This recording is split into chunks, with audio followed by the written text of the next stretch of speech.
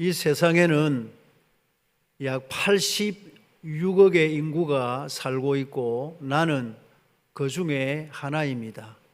그러므로 나는 매우 작은 존재입니다.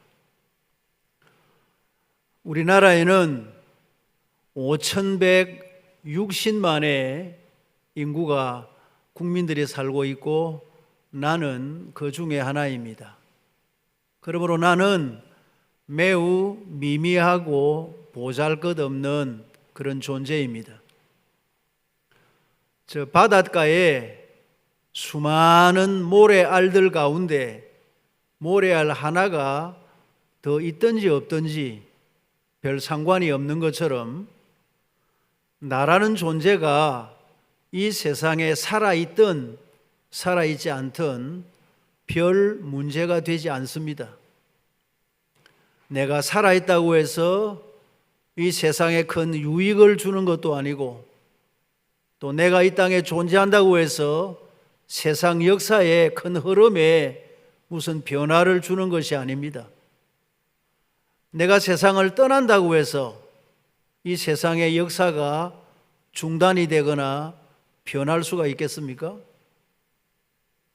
하늘에 지저귀는 새들이 노래를 멈추지 않을 것이며 아름답게 만발한 꽃들이 슬프다고 고개를 숙이지 않을 것입니다.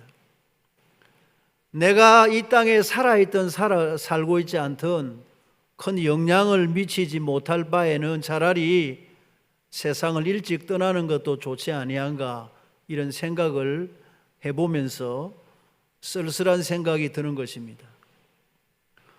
사랑하는 성도님 여러분, 정말 우리는 그런 미미하고 보잘것없는 존재일까요? 정말 우리는 시시하고 있으나마나한 그런 존재인가? 우리 자신이 누구인가 하는 것을 오늘 아침에 함께 상고해 보려고 하는 것입니다. 먼저 말씀드리는 것은 이 세상의 주인은 누구인가 하는 것입니다. 이 세상의 주인은 누구인가? 우리 성경 창세기 1장을 보면 1절에 태초에 하나님이 천지를 창조하시니라. 3절에 하나님이 이르시되 빛이 있으라 하시니 빛이 있었고 4절에 하나님이 빛과 어둠을 나누사. 우리 창세기 1장을 보면 하나님께서 어떻게 하셨다는 말씀이 무려 29번이 나옵니다. 한 번만 하셔도 될 것을 하나님께서 모든 천지 만물을 다 창조하셨다. 한 번만 하셔도 되는데 하나님께서 이것도 하시고 저것도 하시고 이렇게도 하시고 저렇게도 하시고 왜 이렇게 자주 말씀하시는가 하면 이 모든 우주와 만물의 창조자가 하나님이시고 이 모든 것들의 주인이 하나님이심을 말씀하고 있는 것입니다. 그렇습니다, 여러분. 이 모든 우주와 만물과 이 세상의 주인은 하나님이십니다. 그런데 역사상 많은 권력자들이 마치 자기가 세상의 주인인 것처럼 생각을 했습니다. 대표적인 사람이 우리 성경 다니엘서 4장에 나오는 느부갓네살이라는 사람입니다. 이 느부갓네살 왕이 이 전 지중해 근동을 통일하고 대바벨론 제국을 건설하고는 왕으로 등극했습니다. 그리고는 그는 이렇게 교만하게 소리를 질렀습니다. 나 왕이 말하여 이르되 이 큰 바벨론은 내가 능력과 권세로 건설하여 나의 도성으로 삼고 이것으로 내 위엄의 영광을 나타내는 것이 아니냐. 내가 능력과 권세로 건설했다. 나의 도성으로 삼았다. 나의 위엄의 영광을 나타낸 것이다 하고 큰 소리를 쳤습니다.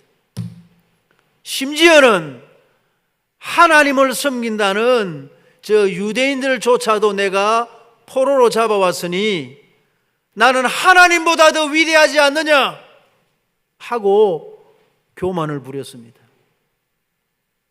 하나님께서는 이 세상과 역사의 주인이 하나님이심을 가르치실 필요가 있었습니다. 그래서 하나님은 그에게 갑자기 정신 이상자로 만드셨습니다. 그래서 이 느부갓네살이 정신이 이상해져서는 들판에 나가서 이슬을 맞으면서 소처럼 풀을 뜯어 먹으면서 7년을 살았습니다. 7년 뒤에 정신이 돌아왔을 때 이 느부갓네살이 이렇게 고백을 했습니다. 그 기한이 참에 나 느부갓네살이 하늘을 우러러보았더니 내 총명이 다시 내게로 돌아온지라. 이에 내가 지극히 높으신 이에게 감사하며 영생하시는 이를 찬양하고 경배하였나니 그 권세, 그분의 권세는 영원한 권세요. 그 나라, 그분의 나라는 대대에 이르리로다.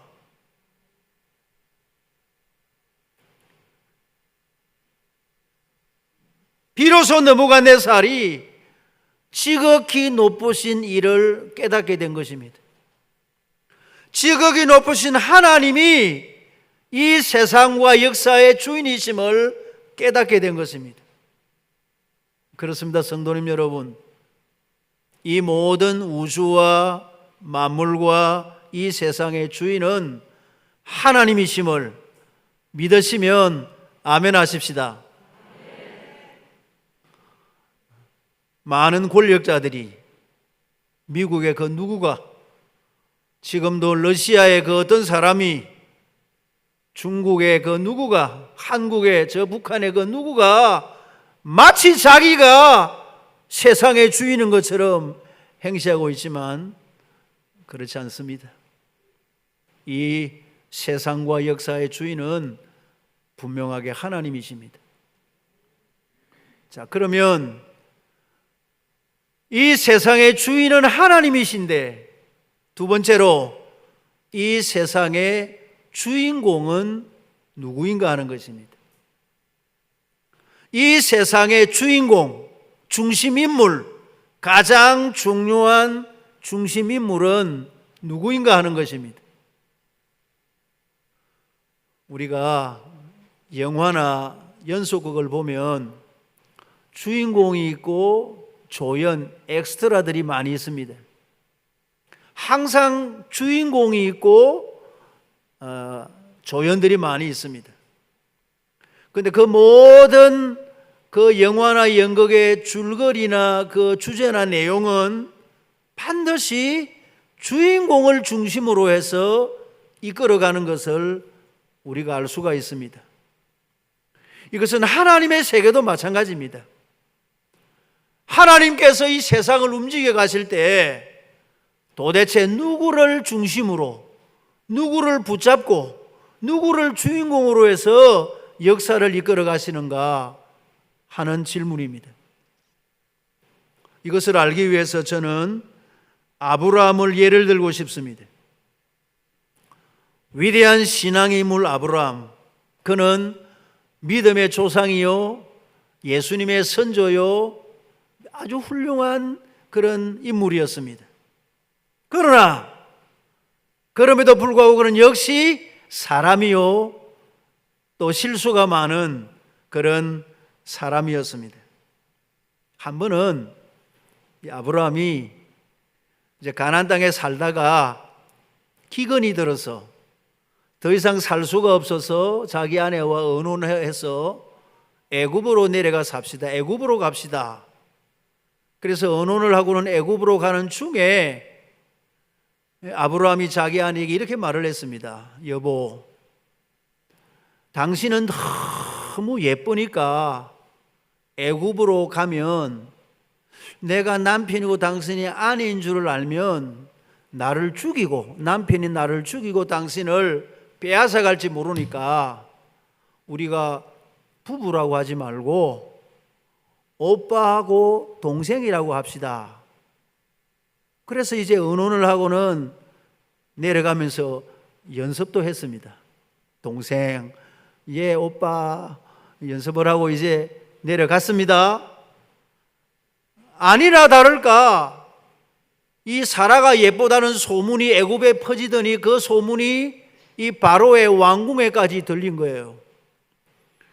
그러니까 바로 왕이 자기 이름은 그대로 바로 즉시 그 사라를 왕궁으로 불러들인 것입니다. 이 아브라함은 자기 아내를 빼앗기고서도 아무 말도 하지 못하고 아내를 빼앗긴 거예요. 이 바로 왕이 그 대신에 이 아브라함에게 소와 양과 노비를 많이 선물로 주고는 아내를 빼앗아가 버린 것입니다. 여러분, 이런 일이 어디 있습니까? 아내를 여동생이로 하지 않나? 아내를 빼앗기질 않나? 아내를 빼앗기고서도 목숨이 두려워서 아무 말도 못하는 아브라함, 그는 그런 겁쟁이가 되어 있었습니다. 어떻게 그런 분을 우리가 믿음의 조상이라고 말할 수가 있겠습니까?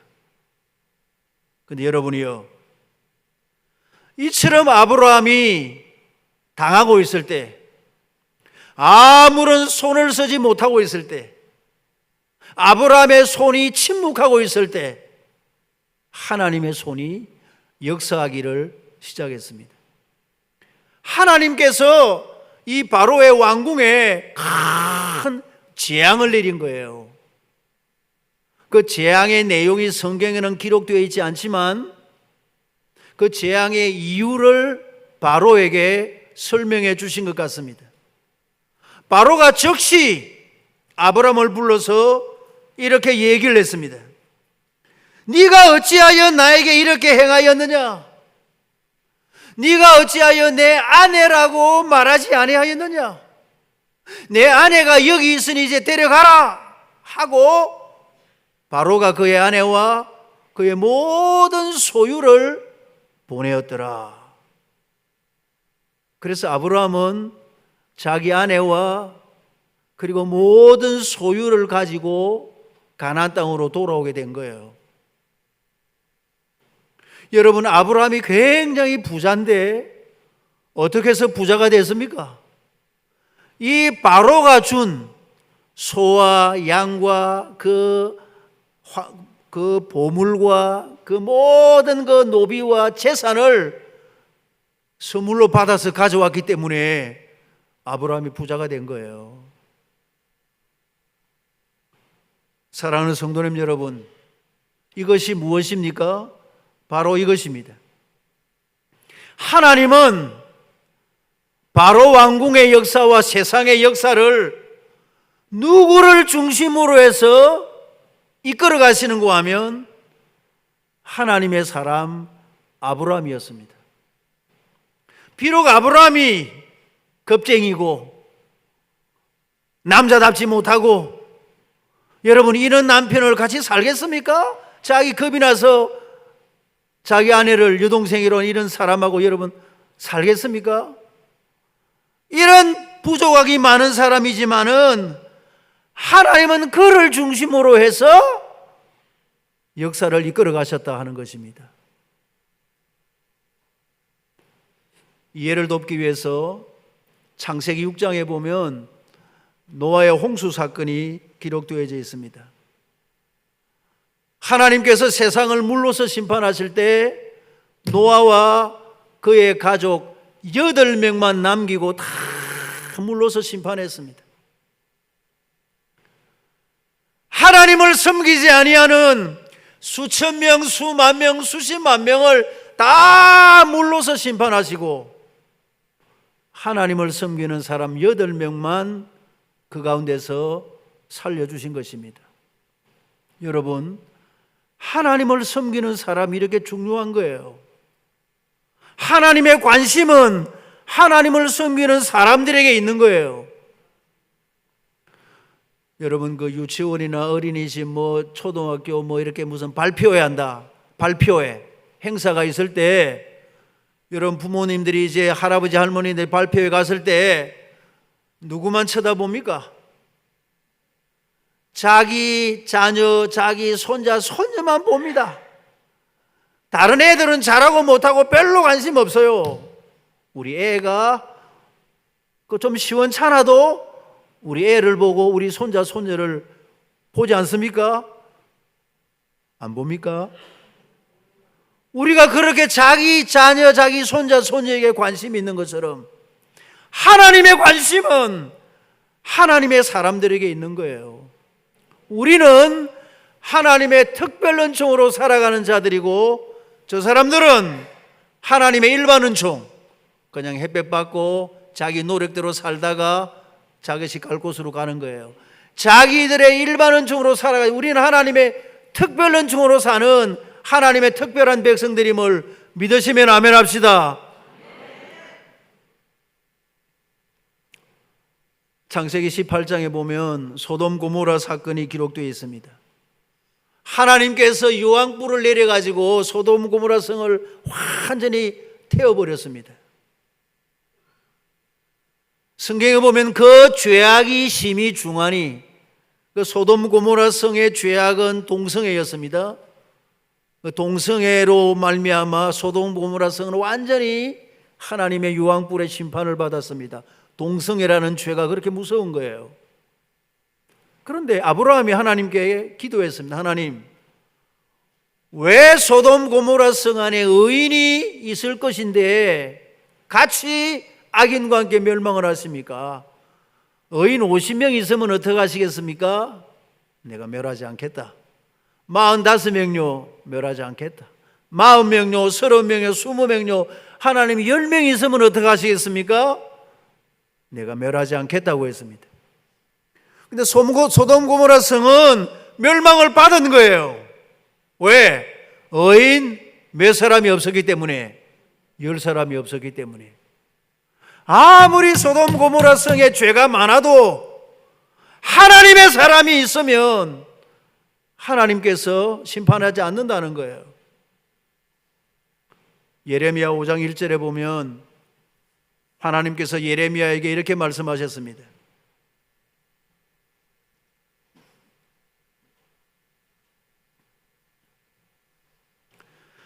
너희는 예루살렘 거리로 빨리 다니며 그 넓은 거리에서 찾아보고 알라. 너희가 만일 정의를 행하며 진리를 구하는 자 한 사람이라도 찾으면 내가 이 성읍을 용서하리라. 이 예루살렘 성 안에 정의를 행하며 진리를 구하는 사람 한 사람만 있으면 내가 예루살렘의 성읍을 용서하겠다고 했지만 예루살렘 성은 멸망을 당하고 말았습니다. 기원전 586년에 바벨론에 의해서 완전히 멸망을 당하고 다 포로로 잡혀갔습니다. 여러분, 예루살렘 성이 왜 멸망을 당합니까? 한 사람이 없어서, 하나님을 올바르게 섬기는 사람 한 사람이 없어서 멸망을 당하는 거예요. 한 사람이 얼마나 중요한지 모릅니다. 하나님을 섬기는 사람이 얼마나 중요한지 모릅니다, 여러분. 왜? 우리가 바로 세상의 주인공이기 때문에. 구약시대는 하나님께서 이스라엘 백성들을 역사의 주인공으로, 세상의 주인공으로 삼으셨습니다. 하나님은 그들에게 이렇게 말했습니다. 세계가 다 내게 속하였나니 내가 이 세상의 주인이다. 그러니 너희가 만일 내 말을 잘 듣고 내 언약을 지키면 모든 민족 중에서 너희는 내 소유가 되겠고 너희가 내게 대하여 제사장 나라가 되며 거룩한 백성이 되리라. 세계가 다 내게 속하 있는데 이스라엘 백성을 선택하셔서 내 말을 잘 듣고 지키면 너희를 내 소유로 삼아주겠다. 그렇게 하나님께서 이스라엘을 역사의 주인공으로 삼으신 거예요. 근데 신약 시대에는 우리 믿는 성도들을 가리켜서 이렇게 말씀하신 것입니다. 베드로전서 2장 9절 이하에 너희는 택하신 족속이요 왕같은 제사장들이요 거룩한 나라요 그의 소유가 된 백성이니 너희가 전에는 하나님의 백성이 아니더니 이제는 하나님의 백성이요 너희가 전에는 긍휼을 얻지 못하였더니 이제는 긍휼을 얻은 자니라. 아멘. 바로 우리가 이 세상의 주인공들이심을 믿습니다. 하나님의 백성들은 우리가 이 세상의 중심 인물임을 믿으시면 아멘 하십시다.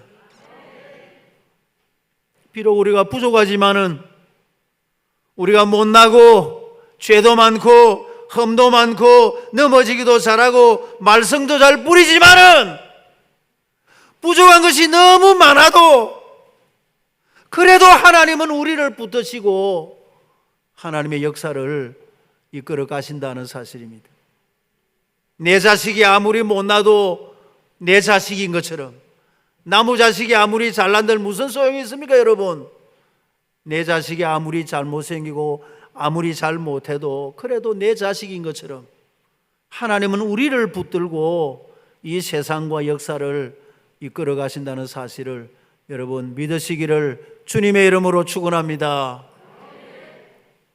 그러면 하나님이 세상의 주인이시고 우리가 이 세상의 주인공인데 이제 세 번째로 이 세상의 주인공인 우리는 어떻게 살아야 되는가 하는 것입니다. 도대체 우리는 세상에서 어떻게 살아야 되는가 하는 가장 중요한 말씀을 이제 함께 나누고자 합니다. 이 정답을, 이 해답을 예수님께서 오늘 우리에게 말씀했습니다. 너희는 세상의 소금이다. 너희는 세상의 빛이다.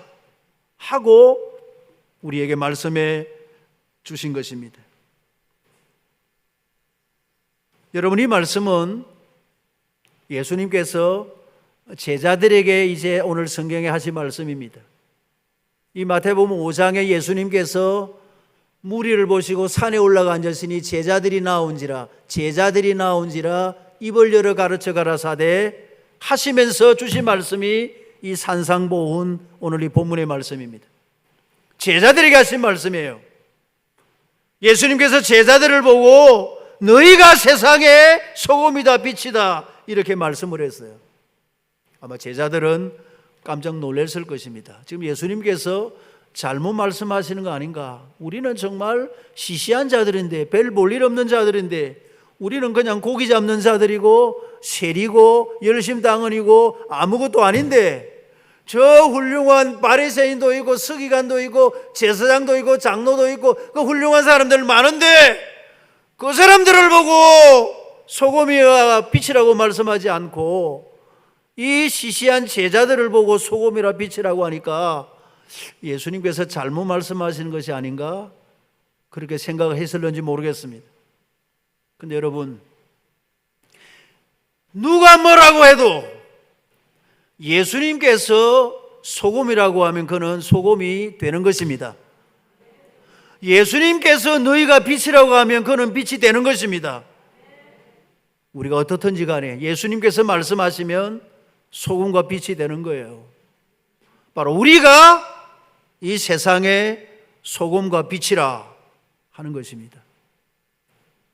첫째는 세상의 소금으로 우리는 살아야 됩니다. 소금으로 산다는 것이 뭔가? 여러분, 성경에 보면 소금의 용도가 몇 가지가 있습니다. 소금은 첫째, 출애굽기 30장에 보면 성결의 용도로 이 제물을 성결하게 할 때 소금을 가지고 성결케 해요. 그렇게 사용했습니다, 소금을. 또 레위기 2장에 보면 부패 방지, 지금도 뭐 생선 같은 거 소금 치지 않습니까? 부패하지 말도록 부패 방지용으로 소금을 사용을 합니다. 그런데 예수님은 그런 성결이나 부패 방지의 용도를 말씀하신 것이 아니라 오늘 보면 13절에 보면 소금이 만일 그 맛을 잃으면 무엇으로 짜게 하리요? 그 맛을 잃으면, 이 소금이 맛을 낸다는 관점에서 지금 예수님은 말씀하고 계시는 거죠. 네, 맛을 낸다는 관점에서. 여러분, 소금이 어떻게 맛을 냅니까? 오늘 아침 여러분 예배당에 오실 때 아침 식사를 다 하셨을 텐데 한 분도 빠짐없이 틀림없이 다 소금기 있는 음식을, 반찬을 드셨을 거예요. 소금기가 안 들어가면 맛이 없으니까요. 그 소금이 어떻게 해서 맛을 냅니까? 여러분, 소금은 음식 속에 들어가서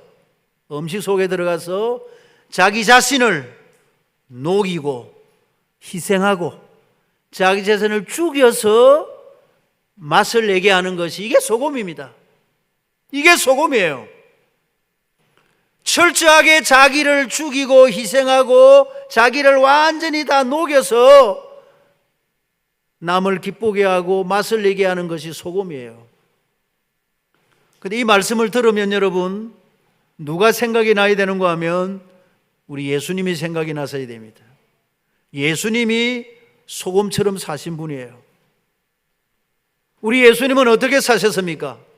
빌립보서 2장 6절에 보면 그는 근본 하나님의 본체예요. 예수님은 하나님이십니다. 하나님과 동등되는 분이에요. 동등됨을 여길 것으로 여기지 아니하시고 7절에 어떻게 했습니까? 자기를 비우셨어요. 그래서 종의 형체를 가지셨어요.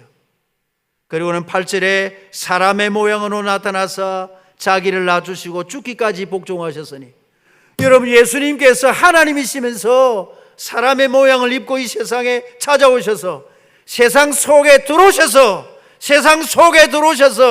자기를 낮추시고 자기를 죽이시고 자기를 복종하시고, 그래서 우리를 살려주신 거예요.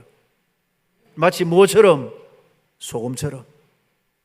소금이 음식 속에 들어가서 자기를 녹이고 죽이고 희생해서 음식의 맛을 내는 것처럼 예수님께서 마치 소금처럼 그렇게 사신 거예요.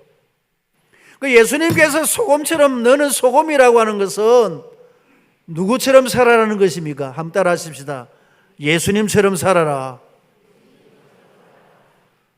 많은 설교자들이 이 마태복음 5장 13절에 16절 이 본문을 가지고 설교를 많이 합니다. 이제 여러 각도에서 설교를 하시지만 저는 이 말씀을 오늘 이렇게 말씀드리고 싶습니다. 우리가 소금처럼 산다는 것은 누구처럼 사는 것입니까? 예수님처럼 사는 거예요. 예수님처럼 사는 거예요. 여러분, 우리의 소원이 무엇입니까? 우리 소원은 천국 가는 것입니까? 아니요. 우리는 이미 천국 가게 돼 있어요. 구원받은 하나님의 자녀가 천국 가게 돼 있습니다. 우리의 소원, 우리의 목표는 예수님을 닮아가는 거예요. 예수님을 닮아가는 거예요. 늘 우리는 무슨 생각을 해야 되는가 하면, 예수님이시라면 어떻게 했을까? 이럴 때 예수님이시라면 어떻게 했을까? 항상 그것을 생각해야 됩니다. 예수님 소금처럼 산다는 것은 예수님처럼 사는 거예요. 예수님이시라면 어떻게 했을까? 항상 그것을 생각하고 사시는 거예요. 또 하나, 세상의 두 번째는 빛으로 살아야 됩니다. 빛으로 산다는 것은 무엇인가? 여러분, 우리는 빛이 아닙니다.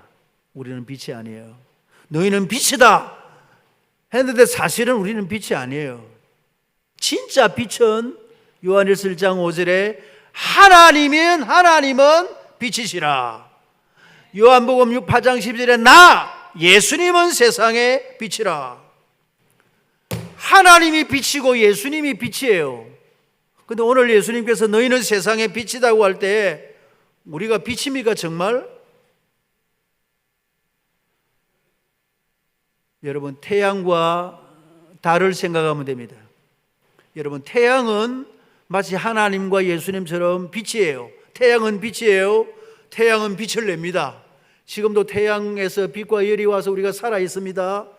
저 태양은 H 수소 가스 덩어리입니다. 수소 가스 덩어리가 H 헬륨으로 변하면서 열과 빛이 나오는 거예요. 계속해서 지금 열과 빛이 태양에서 오고 있습니다. 태양은 빛이에요. 빛을 내는 존재예요. 달은 빛을 내는 존재가 아닙니다. 달은 어떤 존재입니까? 달이 밤에 달이 환하게 비치는 것은 무엇 때문에 그런 거죠? 무엇 때문에? 햇볕이 달에 반사돼서 비치니까 우리가 보니까 달이 마치 빛을 내는 것처럼 보이는 것이지, 여러분, 달은 발광체입니까? 반사체입니까? 반사체죠. 발광체, 빛을 내는 존재가 아니에요. 네. 하나님이 참된 빛이고 예수님은 참된 빛이고, 우리를 빛이라고 하는 것은 우리가 하나님 예수님처럼 빛이라는 게 아니라 하나님과 예수님을 비추는, 드러내는, 그게 바로 우리 달과 같은 빛이 바로 우리라 하는 것입니다. 이해가 되면 아멘 합시다. 그러니까 여러분, 이제 말씀을 정리를 하면, 소금은 예수님을 닮아가는 것이 소금처럼 사는 것이고, 빛처럼 산다는 것은 마치 달처럼 예수님을 드러내고 예수님을 나타내고 예수님을 자랑하는 것이, 이게 바로 빛처럼 살아가는 거예요. 우리가 어떤 사람을 만나면 제일 먼저 해야 할 일이 있습니다. 그건 바로 우리의 신분을 드러내는 겁니다. 이제 이렇게 사람 만나서 얘기하다가 이렇게 말해야 돼요. 우리 청년들 이렇게 말씀해야 돼요. 저는 예수님 믿는 사람입니다. 이렇게 말해야 돼요. 저는 예수님 믿는 사람입니다. 어떤 사람이 전도를 받아서 교회를 갔습니다. 가서 보니까 자기 옆집에, 아파트 자기 옆집에 부부가 교회에 와 있는 거예요. 들어보니까 장립집사 권사라는 거예요. 근데 이 사람은 10년 동안 살면서 이분들이 교회를 가는지도 몰랐고 교회 장립집사 권사인 줄도 몰랐어요. 10년 동안. 이런 법이 어디 있습니까? 이런 법이. 그래서 예배당에 올 때는 성경 찬송을 끼고 새벽 기도 가든지 주일 오든지 수요일 예배 오든지 항상 끼고 이러고 있어요. 왜 그렇습니까? 나는 교회 다니는 사람이요. 만천하에 공개하는 거예요. 그리고 웃으면서 하고, 반갑습니다. 제가 오늘 수요 예배 가는 가서 성경 찬송 들고 갑니다. 아, 그러세요? 아, 저 생긴 게 깔끔한데 저 사람이 알고 보니까 교회 가는 사람이네. 우리 믿는 사람들은 항상 예수님을 드러내야 됩니다. 우리가 뭐기 때문에? 빛이기 때문에. 우리가 빛이기 때문에. 그래서 이제 마지막으로 우리가 예수님을 드러내는 방법을 잠시 말씀드리고 제가 설교를 맺으려고 합니다. 우리는 항상 빛을 드러내야 됩니다. 빛 대신 예수님을 드러내야 됩니다. 동의하시면 아멘 합시다. 다 동의했습니다. 다 동의하셨어요? 동의하셨기 때문에 이제 이렇게 하셔야 돼요. 사람을 만나면 이제 이렇게 저렇게 얘기하다가 이렇게 먼저 말을 거는 거예요. 선생님, 참 얼굴이 밝고 인상이 좋으신데 혹시 예수님 믿으십니까? 이렇게 말하는 거예요. 자, 따라 하십시다. 얼굴이 밝고 좋은데 혹시 예수님 믿으십니까? 그냥 예수님 믿으십니까? 바로 말하지 말고, 참 얼굴이 인상이 좋고 밝고 참 좋은데 혹시 예수님 믿으십니까? 이 말은 예수 믿는 사람들은 얼굴이 본래 어떻다는 거예요? 밝고 온화하고 다 좋은데 혹시 당신 예수님 믿으십니까? 그렇게 말하는 거예요. 그러니까 이제 자기를 보고 얼굴이 밝고 좋은데 예수님 믿으십니까? 이렇게 말하면 기분은 좋지만은, 저는 교회를 안 다닙니다. 저 예수님 안 믿습니다. 저는 절에 다닙니다. 저는 막 예수 믿는 사람들 별로 좋아 안 합니다. 이렇게 대답할 거예요.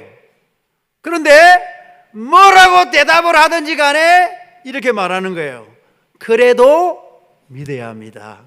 그래도 믿어야 합니다. 따라합시다. 그래도 믿어야 합니다. 그리고 또 이렇게 말하는 거예요. 믿으면 너무 좋습니다. 그리고 마지막으로 우리 교회 한 번만 와 보십시오. 여러분이 네 가지를 기억하셔야 돼요. 시장에 가셔서 시장에 이제 콩나물 살거나 물건 살 때 너무 깎지 마세요. 그래 놓고는 예수 믿으심이라면 안 되거든. 그러면 안 됩니다. 깎지 말고 그냥 많이 줄라 해도 아주머니 그냥 다른 사람 많이 주세요. 저는 됐어요. 조금만 주세요. 그렇게 하고 참 아주머니 인상이 너무 밝고 좋은데 혹시 예수님 믿으십니까? 뭐야 이거? 나 안 믿어요. 그런 거 몰라요. 아주머니 그래도 믿어야 됩니다. 그래도 믿어야 됩니다. 믿으면 너무 좋습니다. 우리 교회 한 번만 와 보십시오. 화면 그 띄워놓으세요. 제가 그제 저녁에 식당을 갔어요. 제가 이제 만나는 분이 식당을 가서 이제 밥을 먹는데 그 서빙하는 아주머니가 이 서빙을 한단 말이에요. 그래서 이제 서빙을 왔길래 제가 이렇게 말을 했어요. 아주머니 참 인상이 밝고 좋은데 혹시 예수님 믿으십니까? 이랬거든 제가요. 그러니까 이 아주머니가 제가 기장에 사는데 몇 년 전까지 일단 지금은 교회 못 갑니다. 기장에서 교회를 다녔대요. 몇 년을 다녔대요. 그래요. 그럼 앞으로 교회 잘 다니세요. 이렇게 말하는 거예요. 그러니까 여러분 우리를 통해서 예수님이라는 이름이 한번 나와야 돼요. 같이 합시다. 예수님 믿으십니까? 부끄러워서 말하기 곤란하거들랑 컴컴한 밤에 저 버스 정류소에 나가가지고 사람들이 서가 있거들랑 예수 믿으세요. 그리고 웬 미친 사람이 예수 믿으라 하고 간 거예요. 그냥 그 예수님이라는 말이 내게 한번 들린 거예요. 저 예수님이 도대체 누군데 믿으라 저래서 한노? 여러분 그 예수님 이름 한번 듣고 나면 말이죠. 믿으면 그래도 믿어야 된다. 너무 좋다 하니까 처음에는 거절했지만 나중에 집에 가서 잠자리에 딱 들어서 생각해 보니까 그 낮에 사람이 와서 예수 믿으라고 하고 믿으면 너무 좋다 하고 부산에서 제일 좋은 교회가 부곡중앙교회인데 꼭 한 번만 와보라 하고 얼마나 교회가 좋길래 저래 와보라 하노마. 한 번만. 여러분 이 한 번만 와보라 하는 게 중요합니다. 여러분 예수님께서 제자들을 택하실 때 요한복음 4장에 그 수가성 여인이 전도할 때 커맨시 와서 보라 이 와서 보라는 말은 두 번 세 번 와서 보라는 게 아니에요. 한 번만 네가 와서 봐. 한 번 와서 보고 예수님의 제자들이 제자가 됐고 한 번 예수님을 만난 삭개오가 세 사람이 되었고 한 번 예수님을 만나고 사도 바울이 돼가지고는 결혼도 안 하고 온 세계를 다니면서 복음을 전가한 거예요. 여러분 한 번이 중요한 거예요. 한 번이 한번 따라 합시다.